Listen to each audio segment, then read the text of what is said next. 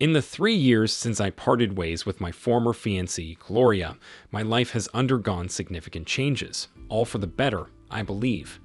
Even now, I still ponder whether Gloria's involvement with that jerk Frank went beyond mere speculation.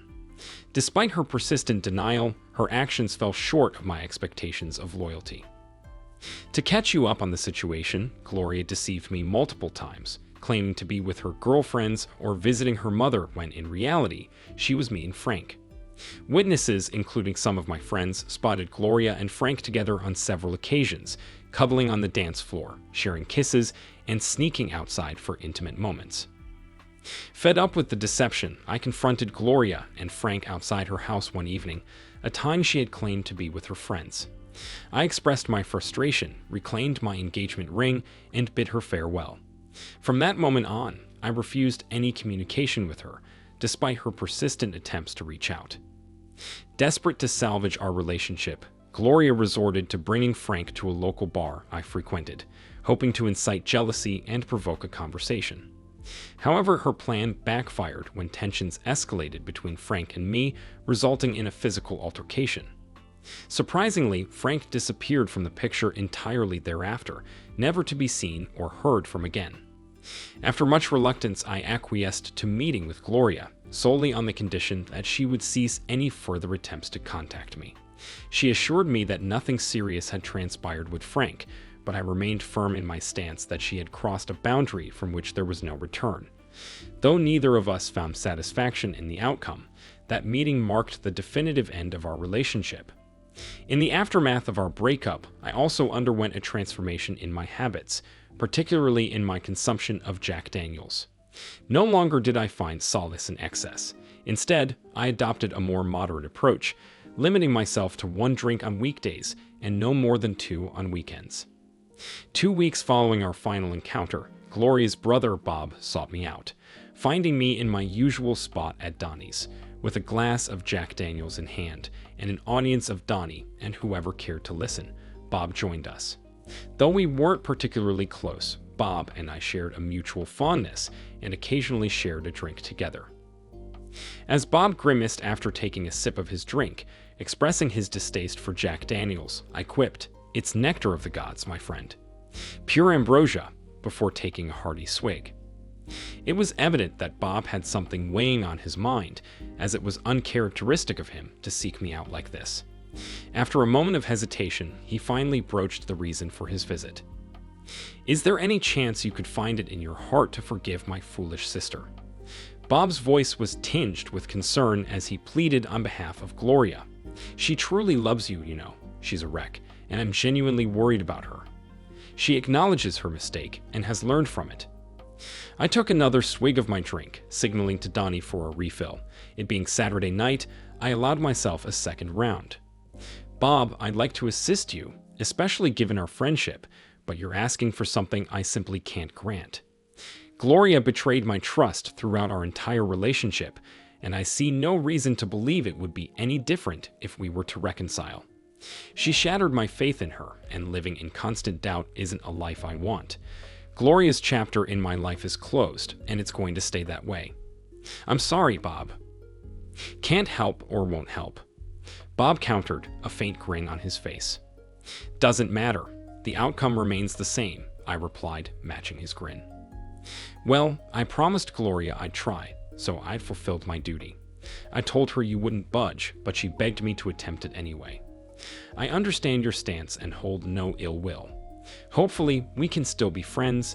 Good drinking companions are hard to find, even if they indulge in this swill," Bob remarked, gesturing toward our drinks. Shortly thereafter, Gloria relocated to the West Coast, alone, or so the rumors went. I'm Chris Jackson, by the way. A little over 2 years after parting ways with Gloria, my brother Jacob and I took over ownership of the bar when Donnie decided to retire. It had been my go-to spot for drinks for a couple of years prior. Jacob returned home with a medical discharge from the Marine Corps, along with a monthly disability check and a bum leg, the result of an injury sustained in some far-flung hostile corner of the world. I had been working in construction, but a knee injury pushed me into the office side of things. At 28, I remained the same tall, dark, and some might say handsome guy, although I'm not too sure about the handsome part. However, my knee couldn't withstand the physical strain of manual labor, so I transitioned into office work, scheduling jobs, ordering supplies, and handling planning. Jacob was eager to find something meaningful to occupy his time besides waiting for his disability check, and I was keen on having a backup plan in case the office job became too monotonous.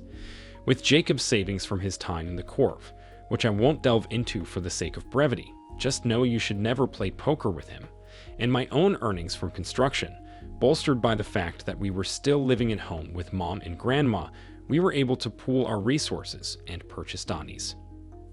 We rebranded it as Jackson's Pub and Grill, introduced a kitchen, and expanded the menu to include deli-style sandwiches, burgers, and a Friday night fish fry as the pinnacle of our culinary offerings.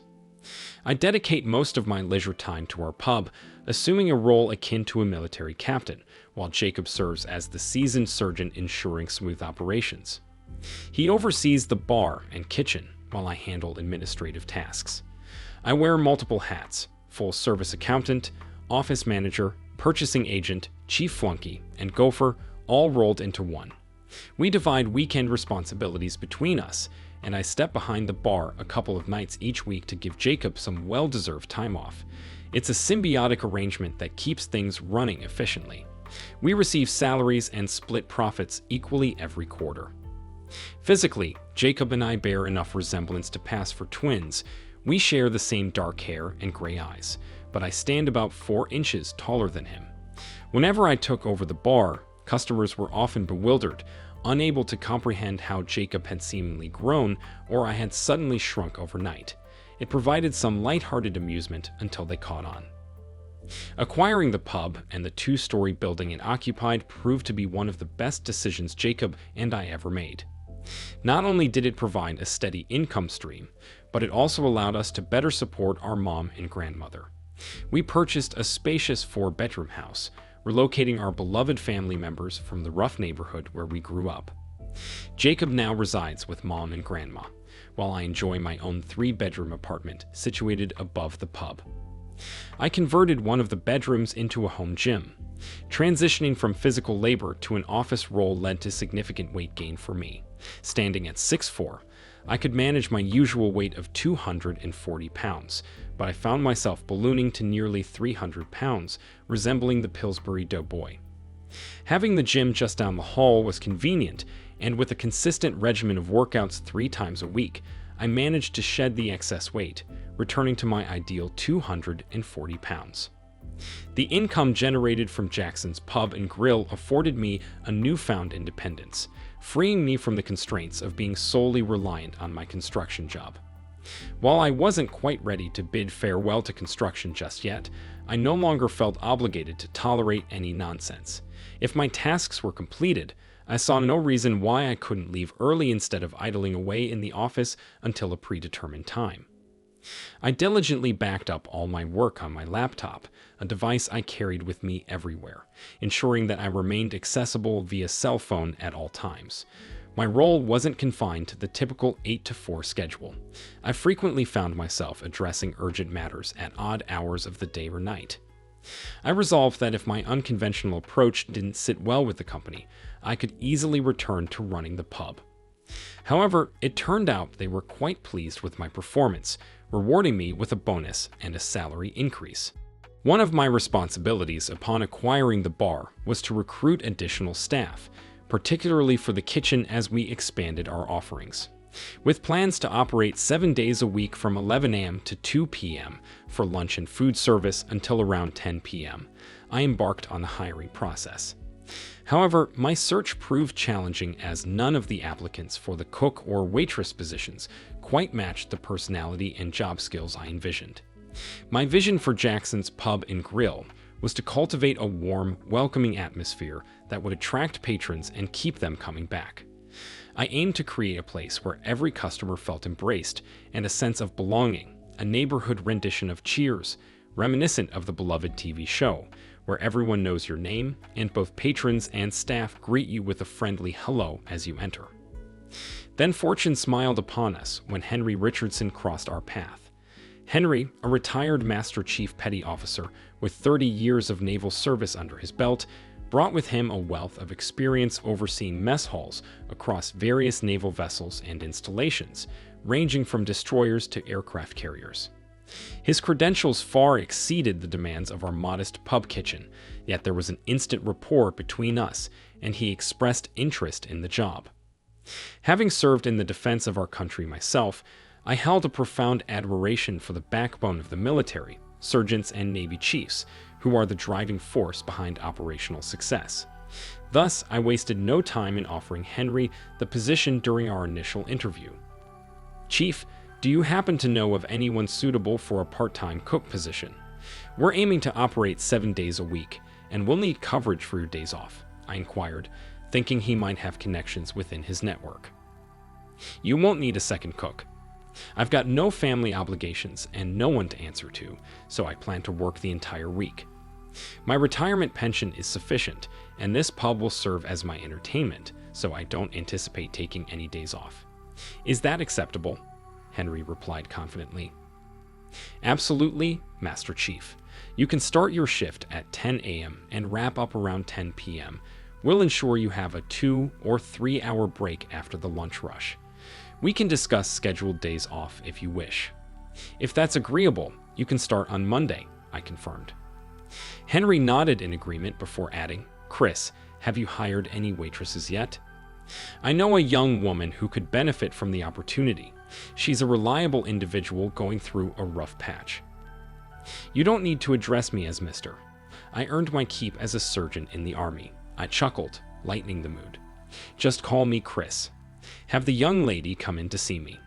If you vouch for her and she's interested, I'll gladly offer her the job." "Thanks, Chris. Her husband was killed in the sandbox just before he was due to come home, and then she lost her parents the same year. It's just her, her sister, and her 3-year-old boy to raise, and you can call me Henry," the chief explained. "You spent 30 years serving your country, and you earned your rank, so if you don't mind, I'll keep calling you Chief," I replied with a smile, acknowledging his service with respect. "I'll be here tomorrow around 3 p.m. Have her come in then." The chief nodded and proceeded to inspect his kitchen, expressing his intent to assess what cooking tools he needed to bring from his personal collection and to familiarize himself with the facilities. As he departed, he nodded at me and gestured towards the kitchen. "Sounds good, Chief. I'll see you tomorrow. Take care," I called after him. I had just settled into my office at the pub around 2:30 when the chief entered, accompanied by a young woman. I greeted the chief with a smile, acknowledged the girl, and gestured for them to take a seat. "Chris, this is Mariana Connolly Brown. She's the one I told you about. Mariana, meet Chris Jackson, the co-owner of this establishment, along with his brother, Jacob," the chief introduced. The chief, a gray-haired, seasoned sailor with a sturdy build, stood at about 5'7", while Mariana appeared close to 6 feet tall and exuded an undeniable charm. The contrast in their heights struck me as amusing, and I had to stifle a grin as I nodded at Mariana. "Mrs. Brown, it's a pleasure to meet you. The chief speaks highly of you, and that carries weight with me. Let me outline the hours and responsibilities, and if you're interested, the job is yours," I began, placing my trust in the chief's judgment. "We'll need you to work 5 days a week, Wednesday through Sunday, with Mondays and Tuesdays off. As our head server, you'll have command of the seating area." I chuckled softly, hoping to lighten the mood. "Jacob and I are here to support you in any way we can if you ever feel overwhelmed. You'll also need to keep us informed about any supplies you require for the dining area." I paused, allowing Mariana to digest the information. "Do you have any questions, Mariana?" "Please call me Mariana. I'd like to work for you. Chief Richardson also vouched for you, Mr. Jackson," Mariana replied, her face lighting up with a smile that seemed to brighten the entire room. "Typically, waitresses receive little more than minimum wage plus tips," I explained to Mariana. "However, given the expectations for your role, we're willing to offer a better hourly rate." After quoting a figure, Mariana readily agreed to the wage. "One more thing, you'll be splitting the tips with the chief. If customers tip for service, it's yours. If it's for the food, it goes to the chief. We believe it's fair that both of you share the recognition. Does that sound acceptable?" Mariana nodded in agreement and agreed to start that afternoon, assisting the chief in sprucing up the kitchen. Meanwhile, I helped her set up the fixtures for the dining area. As I observed Mariana's work ethic and demeanor, I couldn't help but feel she would be a valuable addition to Jackson's. Standing at 5'9", with long, midnight black hair cascading almost to her waist, Mariana possessed a striking presence. With her bright blue eyes and slender figure moving with effortless grace, Mariana captivated my attention from the moment she joined our team. As she departed on that first day, I found myself pondering the mesmerizing way women, including Mariana, moved when they walked. While men seemed to plod along, women glided, their hips swaying in a captivating rhythm. It's a cliché description, but she truly was poetry in motion. After about 4 months with us, I felt comfortable enough to inquire about the origin of Mariana's name. Seated on a bar stool, enjoying my daily allowance of 1 Jack Daniels, Mariana joined me. It wasn't an unusual occurrence. She often engaged in casual conversation with Jacob and me before starting her shift. Typically, our discussions revolved around the pub, but on this particular day, we simply talked, or rather, gossiped, about inconsequential matters. "You have an interesting blend of nationalities in your name, Mariana," I remarked, hoping she'd provide some insight. "Not so unusual when you think about it. My father is Irish and my mother is Mexican, hence Mariana Connolly. My husband's surname was Brown, just your typical all-American name," she replied with a hint of pride. If fate smiled upon Jackson's pub by sending us the chief, it bestowed upon us a true gem in Mariana. She and the chief formed an effective partnership, seamlessly integrating with Jacob and me. Together, we delivered hearty meals, poured genuine drinks, and provided exceptional service to our patrons. As a result, our business flourished, attracting a growing number of regulars. Master Chief Henry Richardson and I developed not only a strong professional rapport, but also a genuine friendship. Whether sharing a post-work drink or engaging in banter around the bar, I referred to him as Henry. However, in matters concerning the pub or kitchen, I respectfully addressed him as Chief. He never explicitly praised me. Instead, he would simply say, "Finest kind, Sergeant," a subtle indication of approval and respect between 2 non-commissioned officers. It's been a year since Jacob and I struck gold by bringing Mariana and Henry aboard. Yeah, he finally convinced me to call him Henry, though I couldn't help but suppress a smile each time his name rolled off my tongue. Here we had this seasoned sailor with a chest like a barrel and legs slightly bowed, answering to a name like Henry. Not exactly comedic, but I guess my sense of humor tends to be a bit quirky. Several times a month, Mariana would bring her 3-year-old son, Joseph, to work with her. Her sister Jacinta served as his babysitter, but when Jacinta had to work overtime, Jackson's turned into an impromptu daycare center. I found myself enlisted as a substitute babysitter, keeping Joseph occupied in my office until Jacinta arrived. Initially, I fretted about potential issues with city inspectors, but those worries evaporated when I discovered that the chief and Joseph's grandfather were old shipmates. Once again, Chief Richardson had a knack for solving problems. At first, I reluctantly took on the role of babysitter, solely to avoid upsetting Mariana. Given all the extra effort she put into the pub, the last thing I wanted was to cause her any distress. Besides, declining would have surely irked Henry too, considering he had practically adopted Mariana's entire family as his own. However, around the 3rd or 4th time I babysat Joseph, something changed. I found myself looking forward to spending time with him. He was a remarkable kid. Having had little exposure to children before, I had no basis for comparison, but I genuinely enjoyed his company. When he began expressing his desire to stay with me instead of going home, it got me thinking about what it might be like to be a father. After babysitting for 3 months, roughly 11 or 12 times in total, I proposed the idea of taking Joseph to Jacinta once she returned home from work.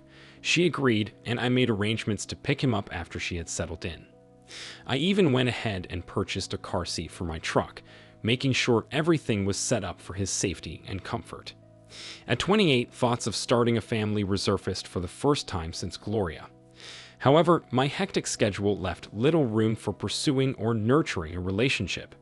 Between my construction office job during the day and assisting at the pub most evenings, loneliness had become a constant companion, disguised as helping out. About twice a month, sometimes more, Mariana would stay late, and we'd share a supper and engage in casual conversation.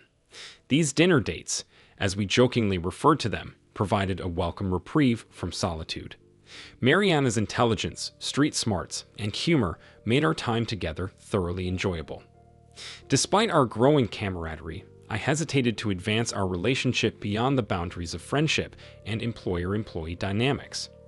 Firstly, I wasn't certain if Mariana desired a closer connection, and I feared risking her friendship and excellent work ethic.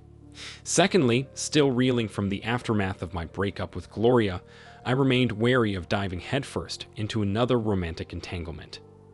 I suspected Henry was subtly nudging things along, evidenced by the special desserts he prepared for our late suppers. Picture Popeye the Sailor playing Cupid, peeking over the pass-through in the kitchen to observe our interactions. It was both endearing and amusing. One Saturday evening, we hosted a private party at the pub that extended beyond our usual food service hours. It turned out to be a wedding rehearsal dinner. The young couple, who had initially met at Jackson's pub, thought it would be the perfect venue for their rehearsal dinner. Henry, or rather Chief, I still found it hard to call him anything else, graciously stayed behind to ensure a steady flow of appetizers and finger foods from the kitchen. With a knowing glance at Mariana and me, he quipped that love needed all the help it could get. That late Saturday night marked a sort of turning point in what the Chief humorously dubbed the get your head out of your ass operation. Given that Mariana and the Chief lived in the same apartment building and worked closely together, they naturally spent a considerable amount of time together. Henry revealed that they had discussed me at length and expressed his disappointment that I hadn't made a move to deepen my relationship with Mariana. In his characteristically blunt manner, he admonished, "Shit or get off the pot, son. That boy needs a father, and Mariana needs someone to love." While not the most eloquent speaker, Henry's message hit home. That night, Mariana's car was in the shop, and Henry had plans to meet some friends, so I offered to give Mariana a ride home. Pulling up in front of her house, I leaned across my truck to assist her with opening the passenger door. Sometimes it stuck. As I moved to help, Mariana leaned in to give me her customary kiss on the cheek as a thank you gesture. However, due to a slight misalignment, or perhaps a deliberate maneuver, her lips met mine instead of my cheek. We both pulled back in surprise, and Mariana began to apologize, but it was clear that Henry's, or should I say Cupid's, arrow had found its mark. Seizing the moment, I pulled Mariana closer and planted a genuine kiss on her lips. What started as our usual 2-minute goodnight ritual escalated into a passionate half-hour makeout session in my truck.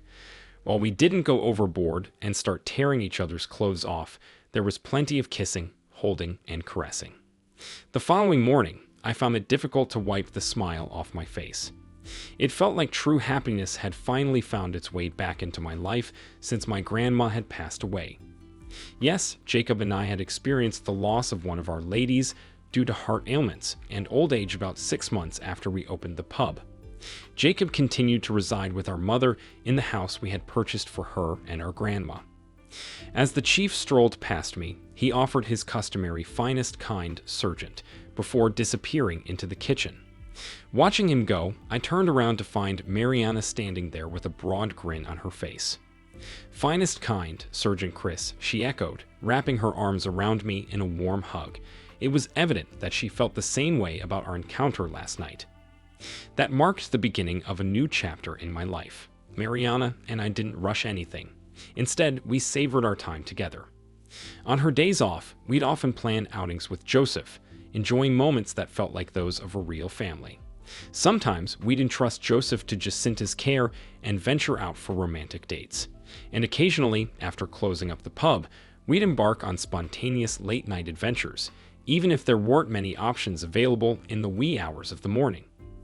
During one of these late-night dates, we decided to take our relationship to the next level. We had planned to catch a late movie after closing the kitchen, so I dashed upstairs to my apartment to change my shirt. After a few minutes, Mariana followed me upstairs, curious about the delay. It was amusing because I'd never fretted over my attire before Mariana came into my life. It had always been t-shirts and jeans. As Mariana helped me change my shirt, I quickly discovered that her Irish-Mexican heritage imbued her with a passionate nature. Naturally, I did my best to honor my Irish roots as well. To put it bluntly, we indulged in a night of passionate lovemaking. It was both exhilarating and exhausting, leaving us thoroughly satisfied by morning. Without any explicit discussions about moving in together or marriage, Mariana and I simply reveled in each other's company, silently acknowledging our commitment to one another.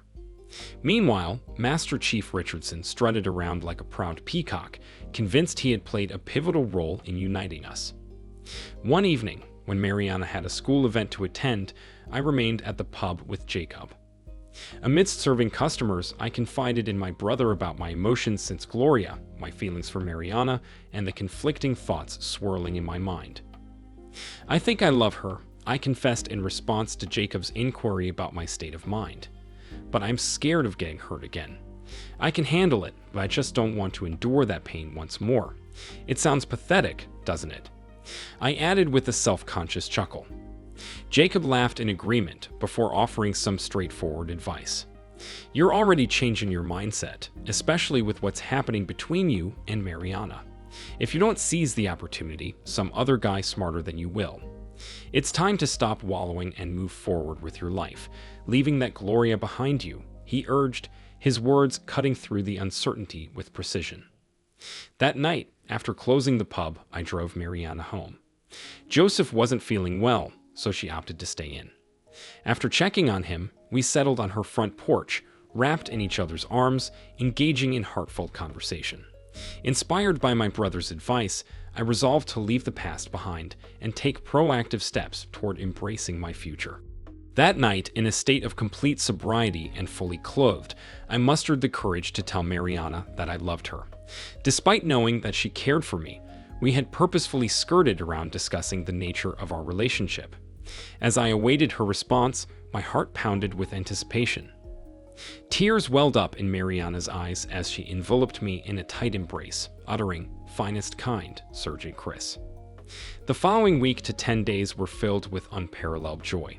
Secretly, I purchased an engagement ring, intending to propose to Mariana at the pub in front of my brother, the chief, and several of our regular customers who had witnessed the evolution of our love story. It seemed like a romantic and well-thought-out plan. Around 8 p.m. on a Friday night, I was stationed behind the bar, covering for Jacob during the initial rush of customers. My intention was to step out from behind the bar, call Mariana over, and drop to one knee to propose, basking in the glow of our shared love and the admiration of our patrons. It was a perfect plan, or so I thought. As they say, man plans and God laughs. With my attention focused on restocking one of the coolers, I was jolted by a voice from my past. "Hello, Chris. It's been a while. I see you've done well with the pub," the voice said. Lifting my gaze, I found Gloria seated at my bar. In that moment, I understood the truth behind the cliches. My heart truly felt lodged in my throat, a sinking sensation gripped my chest, and the hairs on the back of my neck stood on end. It had been over 3 years since I last laid eyes on Gloria, yet the pain, anger, and betrayal rushed back with overwhelming force. "Care to buy an old friend a drink, Chris?" Gloria's voice sliced through the air, as if the years of silence between us hadn't existed. My initial impulse was to demand she leave the premises immediately. But beneath that urge lay a desire to shield the depth of hurt her actions had caused me, even after all this time. So I kept my composure and played along. I poured her a glass of white wine and placed it on the counter before her. "You remembered, that's thoughtful," she remarked, a hint of nostalgia in her voice. After I handed her the drink, she gestured for me to join her. "Won't you sit and share in this unexpected reunion?" "Gloria, what exactly are you doing here?" I couldn't mask the edge in my tone. "Come on, just a drink and a chat. It's been too long," she insisted, her hand reaching out to touch my arm with a familiarity that made my skin crawl. She wore that special smile, the one that used to ignite passion between us. "I limit myself to one drink a night, usually after closing," I replied, pulling away from her touch, determined to get to the bottom of her sudden appearance. "So, what's the occasion?" As I glanced past Gloria, I caught sight of Jacob re-entering the pub after his smoke break, stopping by the kitchen to confer with the chief. Mariana stood nearby, awaiting her order. From across the distance, I heard Jacob's muffled expletive. It was clear he'd spotted Gloria seated at the bar. As Jacob appeared to be explaining Gloria's presence and significance to me, Mariana listened intently. The chief's colorful language, gleaned from a lifetime in the Navy, added a humorous yet informative layer to the situation. It would have been amusing under different circumstances, but the gravity of the moment kept it from being so. Sensing an opportunity to distract herself, Mariana decided to place a drink order, deliberately avoiding any glance in Gloria's direction. Normally, she would have proceeded to serve another table, but this time she remained rooted in place, observing silently as I prepared the drinks. "Chris, I know who she is, but what does she want?" Mariana whispered to me as I set the drinks on a tray. I responded with a shrug and a shake of my head, prompting her to advise, "You better find out." Her Irish temper began to simmer beneath the surface.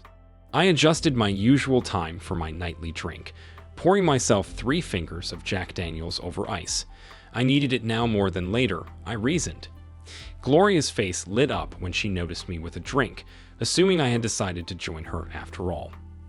I couldn't deny that she looked good. Time had refined her, transforming her from a pretty girl into a stunning woman. Her auburn hair was now cut shorter, and she wore less makeup, yet she exuded a captivating allure. Gloria was aware of her beauty, and it showed as I approached her seat. "One more time, what do you want, Gloria?" I asked, my tone laced with anger, deflating her slightly. "Okay, no small talk, huh?" She paused for a moment before delivering her message with force. "I want us to get back together." Gloria raised her hand to forestall any immediate reaction from me. "Please, Chris, hear me out. I know I made a huge mistake 3 years ago, but I've grown and matured since then. I wasn't sure of what I wanted back then, and instead of talking to you and possibly postponing the wedding, I made some foolish decisions." As she spoke, her gaze locked onto mine, earnest and pleading. "I know you still care for me, maybe even still love me. I saw it in your eyes when I sat down at the bar. Please, let's see if we can get back to where we were. I've never gotten over you, Chris, and I still love you," Gloria pleaded, her eyes searching mine for a glimmer of hope. "Not going to happen, Gloria." That look you saw was disgust. "I'm in love with someone else, and if she'll have me, I'm going to marry her," I responded firmly, feeling a sense of empowerment as I watched Gloria's hopeful expression falter. "But I still love you," she persisted, desperation creeping into her voice. "Do you remember what I said to you the last time we talked?" I asked, and Gloria shook her head in acknowledgement. "I told you that if you still loved me, it was your misfortune. I said that I still loved you, and that would be my cross to bear until I could get you out of my heart," I recounted, pausing briefly before delivering the final blow.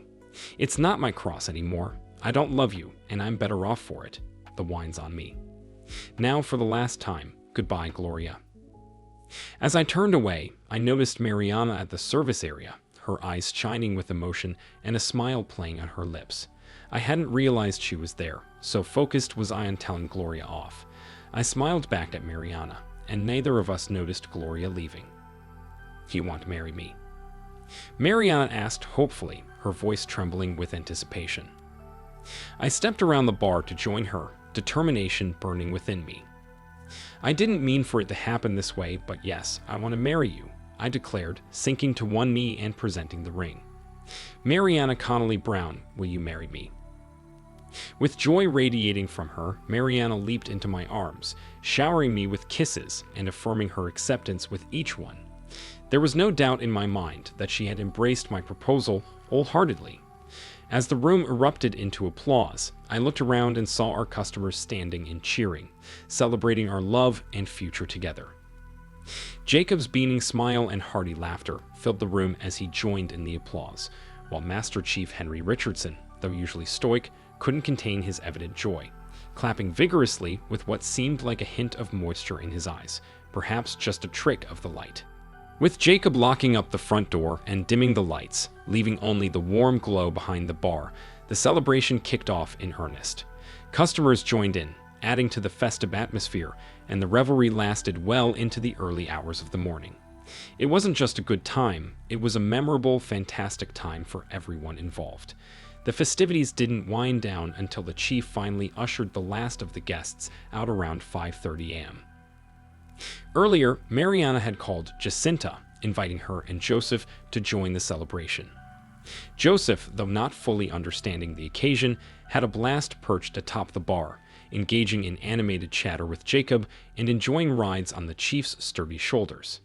Eventually, his excitement reached its peak, and we settled him down in my office around 10 o'clock. After the party, with a little help from Jacob, Mariana, and the chief, we made our way upstairs to my apartment. Henry gently carried Joseph, while Jacob and Mariana lent their support to me as I struggled up the stairs. I was feeling the effects of exceeding my usual one-drink limit. Actually, I had indulged in about half a bottle of Jack Daniels. But hey, it was a celebration, after all. We decided to hold our wedding at the pub 6 weeks after the proposal. Why travel far when we could have everything in one place? It was like a one-stop wedding and celebration. Jacob and Jacinta stepped up as the best man and maid of honor, while our mother took on the role of flower girl. Master Chief Henry Richardson proudly walked Mariana down the aisle, and little Joseph David Brown served as the ring bearer. Since neither Mariana nor I were regular church attendees, we asked the minister from a nearby church, who happened to be one of our regular customers, to officiate the ceremony. Most of the guests were our loyal customers and a handful of close friends. Jacob put up a large sign at the front of the pub, announcing our closure until 6:30 p.m. for the wedding, followed by the reopening at 7:00 p.m. for the reception. We provided free champagne and a buffet courtesy of Jackson's Pub, but once the food and wine ran out, guests were left to fend for themselves. Our wedding reception was unlike any I'd been to before. It wasn't just about us, it was a celebration of life for everyone involved. I even caught a glimpse of the chief dancing with my mother, and I realized for the first time that Henry was only 57. I made a mental note to keep an eye on those two. Although Mariana and I had planned to take a week for our honeymoon, the pub became so busy after the wedding that we didn't want to burden Jacob and the chief with all the work. The pub garnered significant attention when a local TV station aired a human interest story about our unique one-stop wedding and reception. Overnight, our business experienced a surge in popularity.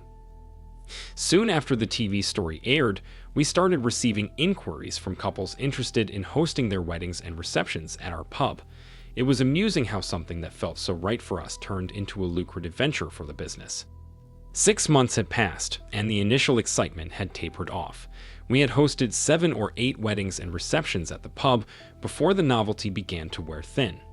However, the silver lining was that most of the increased business remained steady. Providing customers with good food, drinks, and service proved to be the key to success. Finally, Mariana and I managed to steal away for a few days for our honeymoon. We opted to travel around the state, embracing the role of tourists. Upon our return, we made the decision to exchange homes with Mom and Jacob. I didn't feel it was appropriate to raise Joseph in an apartment above a pub, despite it being our own establishment. So, Mom and Jacob moved into the apartment, which also made it easier on Jacob. Mom expressed her desire to help out at the pub, claiming she was tired of idle days at home.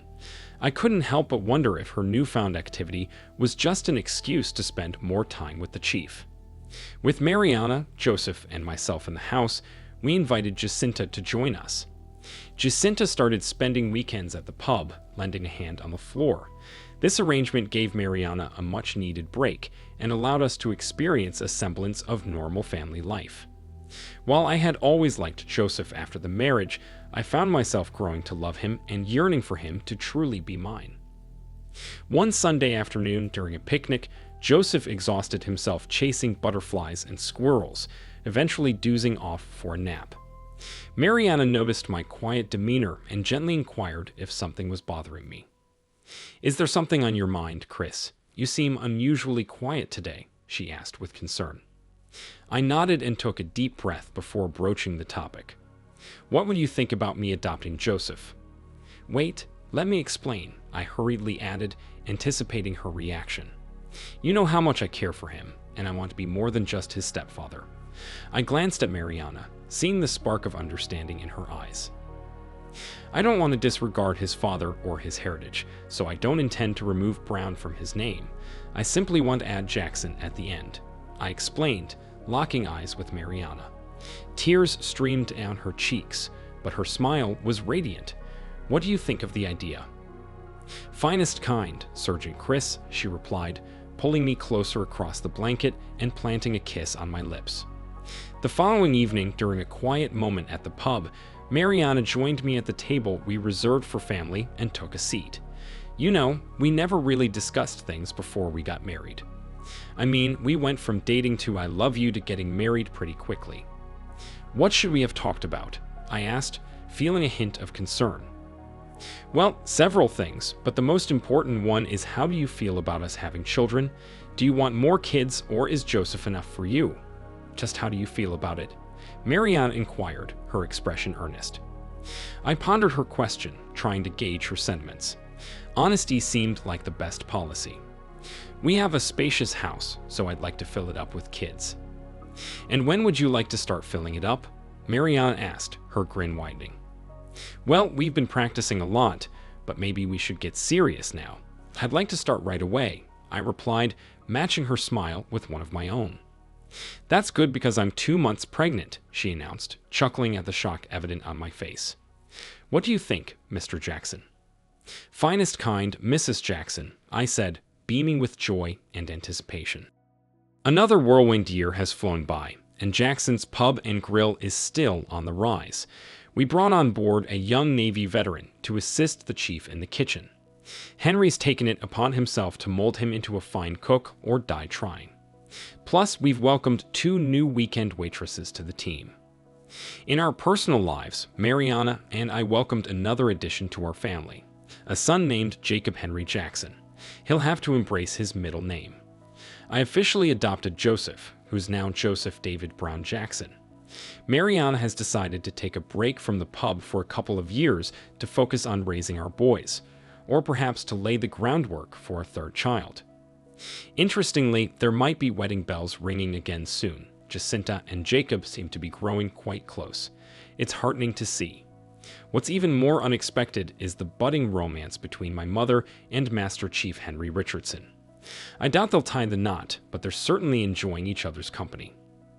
We've had offers to sell Jackson's Pub, but I can't fathom parting with something that's become an integral part of who we are. Besides, I'll need a sanctuary to retreat to, especially since Mariana has hinted at expanding our family with at least 2 more children. Thank you for watching this video to the end. If you liked it, please like it and subscribe to the channel. See you soon.